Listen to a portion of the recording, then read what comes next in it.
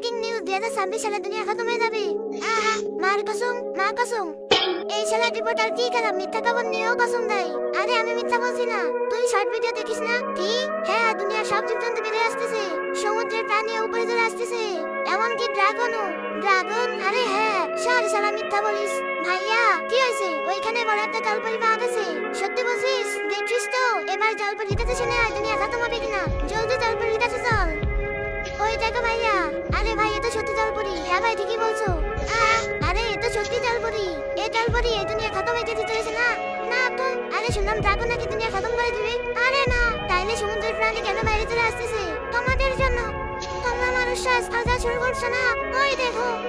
দাদাকে এই দুইটা ছবি ভালো লেগে থাকলে ভিডিওতে লাইক করে চ্যানেলটি সাবস্ক্রাইব করে দাও। আর যদি না করো তাহলে আমি ভাববো তোমরা ছবি দুটাকে পছন্দ করো না। আরে শালা বুদ্ধি কথা জায়গা পেলো না।